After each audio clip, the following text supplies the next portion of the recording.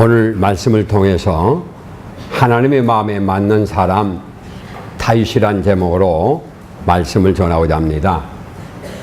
오늘날 사회에서 대통령의 눈에만 들어도 출세한다 한 말이 있는데, 만왕의 왕 대신 하나님의 마음에 든다면 어떠하겠느냐 하는 것입니다. 하나님의 마음에 든 사람이 오늘 성경에 기록되는데 그 사람이 다윗입니다. 자, 다윗에 대해서 우리 성경 한 구절 더 보겠습니다. 13장, 사무엘상 13장 14절 말씀입니다. 사울 왕이 하나님의 말씀 명령을 받들지 아니하고 지키지 아니하므로 하나님의 마음에 맞는 사람을 구하여 찾아서 이스라엘 백성들을 맡기고 지도자로 삼겠다 하는 말입니다. 이에 대해서 사도행전 13장 22절 말씀 보면, 다윗을 만나니 하나님 마음에 맞는 사람이라 내 뜻을 다 이루리라 라고 말씀합니다. 과연 다윗은 어떤 사람이기에 하나님의 마음에 합당한 사람이었느냐 하는 것입니다. 우리가 신앙생활을 한다는 것은 바로 이와 같이 하나님의 마음에 맞는 사람이 되어야 하나님의 은총 속에 살아가게 될 줄로 믿으시기 바랍니다. 그러므로 오늘 다윗을 통하여 우리도 하나님의 마음에 합한 사람 되기 위해서 어떤 사람이었는가 깨닫는 이번 예배 시간이 되기를 바랍니다. 첫째로, 다윗은 하나님의 영광을 위하여 사는 사람이었습니다. 오늘 본문에 보면 블레셋과 이스라엘과의 전쟁이 발발됐습니다. 그런데 오늘 성경에 나와 있듯이 이 사무엘상 17장에 보면 블레셋 장군 골리앗이 이스라엘 진영에 향해서 하나님을 모독합니다. 그러면서 오늘 읽었듯이 골리앗은 자신들의 신으로 저주합니다. 이 말은 무슨 말입니까? 너희들이 믿는 여호와 하나님 별거 아니야. 우리 믿는 신이 진짜 신이야 라고 말하는 꼴이 되고 말았습니다. 이에 대해서 다윗이 울분이 일어난 것입니다. 골리앗 장군이 소리 지르면 이스라엘 백성들 뿐만 아니라 군대 장관들이 막 벌벌 떨고 있는 상황 속에서 어린 소년이었던 이 다윗은 울분이 복받쳐 올라와서 결국 다윗을 대항하게 됩니다. 오늘 성경에 우리 읽었듯이 이 다윗의 나이가 어린 소년이라 보기에 어떻게 보였습니까? 젊고 붉고 그리고 아름답게 보였다라고 오늘 성경은 기록되어 있습니다. 너는 칼과 창으로 내게 다가오지 마. 나는 만군의 여호와 이름 곧 내가 모욕하는 이스라엘 군대의 하나님의 이름으로 내게 가노라 라고 말합니다. 이스라엘 백성들의 하나님을 모독하는 그걸 참지 못하여서 내가 도전한다는 것입니다. 얼마나 아름다운 이 다윗의 소년의 마음입니까?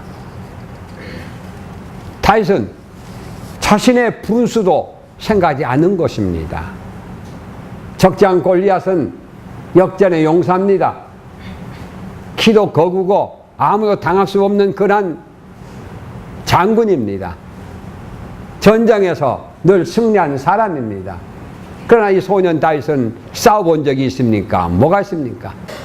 목동 그 자체로 지금 나아가는 이 모습입니다. 그러면서 사무엘상 10장 36절에 보면 그럽니다. 내가 아버지의 양떼를 칠 때에도 사자와 곰이 나타나면 따라가서 그 물고 가는 새끼를 빼앗았고 쳐 죽였습니다. 주의 종이 사자와 곰도 쳤은즉 하나님의 군대를 모욕하는 이 할례 없는 블레셋 사람일까? 그가 그 짐승의 하나와 같이 되리라 라고 말합니다. 만군의 여호와 하나님의 모독한 자를 그놈을 그냥 둘 수 없다는 것입니다. 이런 다윗의 마음이 하나님의 마음에 맞다 하는 것입니다. 아무런 무기도 없이 지팡이 하나 가지고 물맷돌 가지고 나아갑니다. 골리앗을 볼 때는 어처구니 없는 일이죠. 그래서 뭐라고 표현합니까? 오늘 성경 보니까 43절입니다. 블레셋 사람이 다윗에게 이르되 내가 날 개로 여기고 막대기를 가지고 내게 나왔느냐? 짐승처럼 날 여기느냐 그 말이에요. 너 장난치느냐 그 말이에요. 사랑하는 성도님들이여, 다윗은 하나님의 이름을 욕된 것을 용납할 수 없었습니다. 믿음의 사람 다윗은 오직 하나님께 영광을 위하여 싸우고자 지금 대들고 있는 것입니다. 하나님은 이러한 일사각오의 힘으로 하나님의 영광을 위하여 싸웠던 다윗에게 능력 주셔서 물맷돌로 적장을 무너뜨리게 하신 줄로 믿으시기 바랍니다. 아멘. 이사야 48장 11절에 말씀합니다. 어찌 내 이름을 욕되게 하리요 내 영광을 다른 자에게 주지 아니하라 말씀하셨습니다. 아멘. 지난번에도 말씀드렸죠. 우리는 하나님의 영광을 가로챌 때 우리는 죽습니다. 아멘. 헤로드 왕이 영광을 가로채니까 그 즉시에 죽게 만듭니다. 사울 왕도 마찬가지입니다. 영광을 자기가 차지하면 죽게 됩니다. 전쟁에 승리한 것이 마치 자기의 승리인 것처럼 기념비를 세웠던 이 사울 왕은 결국 버림받지 않습니까? 꿈이라도 영광 받는 일이 없기를 주의 이름으로 부탁을 드립니다. 어쩌면 우리들은 영광을 내가 차지하려고 하는 경우가 얼마나 많은지 모릅니다. 다른 말로 표현하면 자존심 구겼다느니 인정하지 않는다니 등등은 바로 교만기요. 좀 나아가서 말하면 하나님의 영광을 자기가 차지하려는 그러한 태도라고 볼 수 있어요. 내가 인정받으면 뭘 하겠습니까? 하나님께 영광만 돌리면 되는 것이지요. 내가 손해보면 어떻습니까? 주의 영광만 돌리면 되는 것이지요. 여러분, 그렇기 때문에 모든 재산 다 탈취당했어도 주신 자도 여호와시요 취하신 자도 여호와시라. 입술로 범죄치 않았다, 영광 가리지 않았다고 성경은 기록하고 있습니다. 그래서 이번 말년에 놀라운 은총을 받게 되지 않습니까? 바로 무엇입니까? 영광을 돌렸기 때문입니다. 고린도전서 10장 31절에도 말씀합니다. 너는 먹든지 마시든지 무엇을 하든지 다 하나님의 영광을 위하여 하라 그랬어요. 또 사무엘상 2장 30절은 이렇게 말합니다. 나를 존중히 여기는 자를 내가 존중히 여기고 나를 멸시한 자를 내가 경멸히 여기리라. 아멘. 하나님을 존중히 여기는 거예요. 하나님을 어떻게 여러분 존중히 여깁니까? 여길 수 있는 것이 무엇입니까? 그 중에 하나가 하나님의 존중히 여기고 영광 돌리는 것이 무엇입니까? 예배입니다. 예배에 대한 여러분 자세는 엄청나게 중요합니다. 몸과 마음은 여기 있더라도 하나님 영광을 돌리는 사람이 있는가 하면 그러지 못한 사람도 있어요. 하나님은 외모만 보시는 분이 아니라 중심을 보시는 분입니다. 여러분의 마음속에 예배를 통해 하는 게 얼마나 영광 돌릴 것인가, 이 중심의 마음을 가지고 주의 전에 나와야 할 줄로 믿으시기 바랍니다. 어떻게 내가 하나님의 영광 돌릴 것인가, 내가 찬양을 통해 어떻게 영광 돌리고 어떻게 하나님의 뜻을 이룰 수 있을 것인가 라는 마음으로 예배에 참석한다면 매 예배 때마다 하나님의 영광 받으실 것이고 여러분은 은혜를 받을 줄로 믿으시기 바랍니다. 그렇기 때문에 이 다윗은 꿈에 대한 소원이 한 가지 있었는데 그것이 하나님의 성전을 건축한 것이었습니다. 그럼에도 불구하고 하나님께서 짓지 말라 하니까 짓지 아니하고 오직 성전을 건축할 수 있는 모든 물건들을 준비하고 끝내는 사람이었습니다. 모든 영광을 돌리기 원하는 이 다윗에게 하나님의 은총이 임한 줄로 믿으시기 바랍니다. 두 번째입니다. 하나님의 마음에 합한 이 다윗은 회개의 삶을 살았기 때문입니다. 하나님은 이 땅에 오신 것도 의인을 부르러 오신 것이 아니고 죄인을 부르러 오셨습니다. 로마서 3장에 보면 이 세상에 의인은 한 명도 없다겠습니다. 하나님 보시기에 죄가 없는 사람은 한 명이 없다는 이야기예요. 그래서 주님께서는 죄인을 회개시켜 의인을 만들고자 이 땅에 예수 그리스도를 보내신 줄로 믿으시 바랍니다. 예수님의 십자가의 사건은 바로 죄인들을 의인 만들기 위한 하나님의 사랑의 표현입니다. 사랑의 방법입니다. 그러므로 어떤 죄를 지었더라도 회개한 자만이 하나님 앞에 바로 설 수 있게 됩니다. 그런데 이 다윗은 못된 짓도 저질렀습니다. 성경에 보니까 이 다윗은 악을 행하였다 이렇게 기록되어 있습니다. 그러나 이 다윗은 철저하게 회개를 했습니다. 세상 사람도 죄 짓지 않는 죄를 지었습니다. 그것은 바로 자신의 정욕 때문에 자기 신하의 아내를 간음하게 되지요. 더 나아가 이제는 그 남편까지도 남몰래 죽여버립니다. 아마도 죄가 탄로날까 두려워서 그랬을지도 모릅니다. 이에 대해서 하나님의 선지자 나단 선지자가 이 죄를 지적합니다. 우리아 장군을 아무도 모르게 죽여버렸던 이 다윗은 나단 선지자, 자신의 죄를 지적하는 사람을 우리아처럼 살해살짝 아무도 모르게 죽여버릴 수 있습니다. 그럼에도 불구하고 다윗은 자신의 권력과 자신의 능력을 의지하지 아니하고 아무 힘도 없는 나단 선지자 앞에 무릎을 꿇습니다. 바로 회개합니다. 이러한 회개의 사람을 하나님은 사용하시고 회개한 자를 하나님 마음에 합한 줄로 믿으시기 바랍니다. 회개한 사람 하나님 기뻐하십니다. 아멘. 기쁜 날 원하신다면 여러분 회개하는 여러분 되기를 주 이름으로 축원합니다. 회개는 절대로 부끄러운 것이 아닙니다. 죄는 부끄러워할지언정 회개는 부끄러워하지 말라는 말이 있습니다. 왜냐하면 우리는 나면서부터 죄 아래 있기 때문에 너나 나나 할 것이 죄 덩어리입니다. 그래서 하나님은 회개할 수 있도록 길을 열어주시고 살 길을 열어주시는데 그것이 회개 길입니다. 살기를 원하신다면 회개 열심히 하는 여러분 되기를 주 이름으로 축원합니다. 그래서 예배 중에 말씀 중에 제일 은혜가 무엇입니까? 내가 회개의 제목을 잡을 때가 가장 은혜로운 시간인 줄로 믿으시기 바랍니다. 회개는 무엇입니까? 내 인생의 구멍난 부분을 알려주는 것이에요. 내 인생의 구멍난 부분, 내 인생의 빵꾸난 부분, 내 인생에 망할 수 있는 그 부분을 알려주는 것이 회개라는 것입니다. 그렇기 때문에 회개보다 더 귀한 건 없습니다. 회개한 자만이 살게 되어 있습니다. 요한복음 3장 36절의 말씀입니다. 순종치 아니한 자는 영생을 보지 못하고 도리어 하나님의 진노가 그 위에 머물러 있느니라 라고 말합니다. 순종치 아니한 자, 말씀대로 살지 않는 자에게는 영생을 보지 못하고 하나님의 진노가 임한다는 것입니다.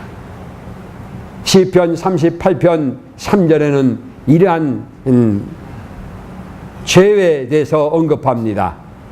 시편 38편 3절에 주의 진노로 인하여 내 살에 성한 곳이 없사오며 나의 죄로 인하여 내 뼈에 평안함이 없나이다 라고 말합니다. 죄가 있으면 평안이 없습니다. 불안합니다. 초조합니다. 근심, 걱정이 생깁니다. 왜 그럴까요? 죄의 결과는 멸망이기 때문에 그렇습니다. 여기서 벗어날 수 있는 길이 있습니다. 그것이 회개입니다. 살 길이 회개입니다. 회개하면 다시는 기억하지 아니하신다고 시편 10장 17절에 말씀하고 있고 흔적도 없이 도말해 주신다고 이사야 43장 25절에 기록되어 있으며 우리의 죄를 우리에게서 멀리 옮겨주신다고 시편 103편 12절에 말씀하시고 있습니다. 그리고 씻겨주신다고 사도행전 22장 16절에 말씀하고 있습니다. 그러므로 우리가 죄에서 벗어나는 길, 멸망에서 벗어날 수 있는 길, 죽음에서 벗어나는 길은 오직 회개의 길밖에 없는 줄로 믿으시기 바랍니다. 그래서 다윗은 나단 선지자 앞에 무릎을 꿇을 수밖에 없었고 갓 선지자 앞에 무릎을 꿇고 철저히 회개함으로 말미암아 살 길을 찾게 된 줄로 믿으시기 바랍니다. 그러므로 하나님의 마음에 합한 사람은 회개를 잘한 사람이에요. 여러분 신앙생활과 사회생활을 통해서 가슴 아픈 일들이 많을 겁니다. 상처받을 때가 많을 것입니다. 상처받을 때에 그 시간이 우리에게는 회개의 기회인 줄로 믿으시기 바랍니다. 여러분 상처받을 때를 가만히 생각해 보십시오. 어떤 때 상처받습니까? 내가 회개할 제목이에요. 상처받을 때는 나를 인정하지 않을 때입니다. 나를 멸시할 때입니다. 나를 무시할 때입니다. 다 이런 것이 무엇입니까? 내가 존귀받고 싶을 때에, 인정받고 싶을 때에, 칭찬받고 싶을 때에 다 이게 내가 올라가는 일이에요. 내가 올라가면 어떻게 되지요? 내가 올라가면 어떻게 되지요? 그것은 죽는 길입니다. 사울왕이 어떻게 했습니까? 겸손히 낮아질 때는 왕이 됐지만 교만하니까 어떻게 했습니까? 죽음의 길을 걷지 않습니까? 잠언서 16절에는 그랬습니다. 교만은 멸망과 패망의 선봉이지만 앞잡이지만은 겸손은 종기의 앞잡이라고 성경은 기록하고 있습니다. 그러므로 우리가 상처를 받고 시험 받을 때요, 그때에 곰곰이 생각해 보십시오. 그러면 회개의 제목이 나타날 것이고, 왜 내가 이렇게 상처를 입었게 됐는가 이유를 알게 될 것이고, 회개의 길이 열려질 것입니다. 회개하여서 여러분 살 길을 찾는 여러분 되시길 바랍니다. 역대하 7장 14절은 이런 말씀이 있습니다. 내 이름으로 일컫는 내 백성이 그 악한 길에서 떠나 스스로 겸비하고 기도하여 내 얼굴을 구하면 내가 하늘에서 듣고 그 죄를 사하고 그 땅을 고칠 것이니라 라고 말씀합니다. 역대하 7장 14절 말씀입니다. 다시 말하면 회개하면 회복되어지고 죄사함 받고 고침을 받는다는 하나님의 약속입니다. 그러므로 회개함으로 말미암아 살 길을 얻는 여러분 되시기 바랍니다. 그리하여 베드로도 예수님을 3번이나 부인하며 저주한 부인했던 베드로가 회개하여 사도 중에 사도가 된 줄로 믿으시기 바랍니다. 창녀 같은 고멜도, 불순종했던 요나도, 금송아지 숭배했던 아론도 회개했을 때에 하나님 용서해 주시고 하나님 긍휼을 입혀준 줄로 믿으시기 바랍니다. 그러므로 사도 바울은 고린도전서 15장 31절에 나는 날마다 죽노라 라고 고백합니다. 이 말은 무슨 말입니까? 날마다 나는 회개하노라 하는 거예요. 내가 죽어지는 거예요. 내가 멸시받고 천대받고 어려움받고 왕따당하고 손해보는 것도 내가 회개한다고 이렇게 말합니다. 그러므로 우리 하나님 앞에 회개함으로 하나님의 마음에 맞는 성도가 되기를 바랍니다. 세 번째입니다. 다윗은 섬김의 삶을 살았습니다. 그러니 하나님의 마음에 합당하다 그 말입니다. 6장 20절 21절 한번 볼까요? 자, 20절부터 제가 읽겠습니다. 다윗이 자기 가족들에게 축복하여 돌아오매 사울의 딸 미갈이 나와서 다윗을 맞으며 이르되 이스라엘 왕이 오늘 어떻게 영화로운지 방탕한 자가 염치 없이 자기 몸을 드러내는 것처럼 오늘 그의 신복의 계집 쪽의 눈앞에서 몸을 드러내 섰도다 하니 다윗이 미갈에게 이르되 나는 요 앞에서 한 것이니라. 그가 내 아버지와 그의 온 집을 버리시고 나를 택하사 나를 여호와의 백성 이스라엘의 주권자로 삼으셨으니 내가 요 앞에서 뛰놀리리라. 내가 이보다 더 낮아져서 스스로 천하게 보일지라도 내가 말한 바 계집종에게는 내가 높임을 받으라 한지라. 그러므로 사울의 딸 미갈이 죽는 날까지 그에게 자식이 없느니라 라고 말합니다. 사랑하는 성도님들이요, 우리는 이 말씀을 통해서 우리는 무엇을 생각할 수 있습니까? 하나님 앞에서 정말로 섬김으로써 하나님의 앞에서 어린아이처럼 뛰놀면서 하나님의 영혼 얻게 하고 하나님을 섬기는 데에 앞장서겠다는 다윗의 고백이라고 우리는 볼 수가 있는 것입니다. 성도님들이요, 예수님이 오신 것도 바로 이와 같이 하나님 앞에서 영광 돌리며 섬기는 삶을 살 수 있도록 오셨다고 마가복음 10장 45절에 말씀합니다. 10장 45절에 말씀 보면 이렇습니다. 인자가 온 것은 섬기는 받으려 함이 아니로 도리어 섬기려 하고 자기 목숨을 많은 사람의 대속물로 주려 함이라 라고 말씀하고 있습니다. 다시 표현하면 예수님이 오신 것은 우리 인류를 구원하기 위해서 대속물로 섬기러 오셨다고 말씀하고 있습니다. 그러므로 다윗은 이러한 섬기기 위해서 하나님을 섬길 뿐만 아니라 백성들을 섬기고 장군들을 섬기고 자신들의 부하들을 섬기는 데 앞장섰기 때문에 다윗을 따르는 사람들이 많았고 또 왕국을 세울 수 있었던 것입니다. 특별히 하나님을 섬기기 위해서 성전을 세우려고 했고 또 방금 읽었던 성경 말씀처럼 법궤를 다윗성으로 옮기는데 최선을 다했던 것을 우리는 볼 수 있습니다. 그러므로 다윗처럼 하나님의 마음에 합한 사람 되기 위하여 섬기는 성도가 되기를 주 이름으로 축원합니다. 마태복음 20장 26절 이하의 말씀 한번 찾아볼까요? 마태복음 20장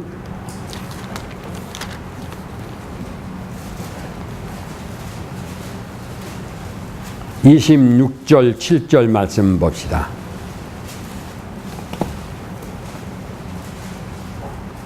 다 같이 읽어볼까요? 26절 7절. 자, 시작.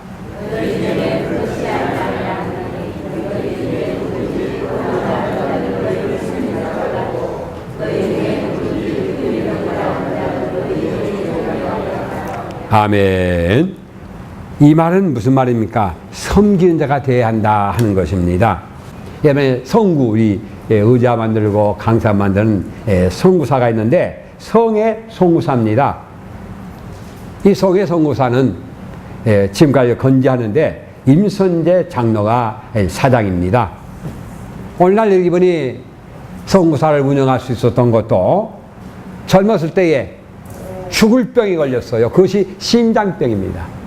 요즘이야 심장병이 좀 수월하게 수술하지만은 옛날에는 대단히 어려웠던 것입니다. 그런데 수술해야 하는데 수술비가 없어서 죽어가야 할 그런 상황이었습니다. 그런데 어느 누군가 모르겠지만은 그 당시 수술비가 40만이었답니다. 어느 누군가에 의해서 40만 원이 입금이 돼서 이 임선재 장로가 수술하여서 살게 됐답니다. 이제 몸이 회복되어서 사업을 하면서 한 사람이 세브란스 병원에 찾아왔습니다. 그래서 돈을 내놓으면서 하는 말이, 내가 이 병원에서 수술비가 없어 힘들었을 때에 어느 누군가 나에게 수술비를 대줘서 내가 살게 됐으니, 나도 이만큼 살게 됐으니 해년마다 내가 수술비를 한 명씩 이상씩 내가 수술비를 대겠습니다. 그러나 나에게 주셨던 그분이 누구인지를 모르는 것처럼 나를 무명으로 해달라고 해서 지금도 해년마다 심장병 환자를 수술비를 댄답니다. 하나의 밀이 떨어졌더니만 많은 열매를 걷게 되셨습니까? 어느 누군가 임선재 장로를 살리셨더니만 오늘날 해년마다 한 사람씩 정말로 어려워서 수술하지 못한 사람들이 구원을 받게 되고 혜택받았으니 얼마나 좋은 일입니까? 그래서 사업을 성공시키지 않나 이렇게 볼 수 있습니다. 섬김만이 우리에게 살 길인 줄로 믿으시 바랍니다. 섬겨야만이 하나님 마음에 합당하다 그 말입니다. 교회 안에는 섬김의 삶이 농축돼야 돼요. 나도 섬기고 너도 섬기고. 여러분, 교회는 공동체입니다. 이 일하고 저 일하고 서로가 섬김의 공동체 훈련 장소가 교회입니다. 힘들고 어려울 때 서로 머리를 맞대고 어떻게 할 것인가를 서로 상의한다면 좋은 일들이 많아질 것이고 섬김의 기쁨이 있을 것이고 주님이 기뻐하실 것이고 하나님 마음에 합당한 성도가 되어서 다윗의 임하는 축복이 여러분의 삶에 임하기를 주의 이름으로 부탁을 드립니다. 말씀 마치고자 합니다. 다윗이 합한 이유가 무엇이었습니까? 많은 이유가 있겠지만은 첫째로는 하나님의 영광을 위해 살았습니다. 두 번째는 살다 보니 여러 가지 일이 있었는데 그때마다 뭐 됐더라? 회개했더라 그 말입니다. 그리고 자신의 주시는 말씀을 통하여 축복과 은혜를 통해서 섬김에 앞장섰더니만 하나님의 합당한 사람이 되어 큰 일을 이루신 줄로 믿으시기 바랍니다. 우리 모두 다윗과 같이 마음에 합한 성도가 되기를 주 이름으로 부탁을 드립니다. 기도하겠습니다.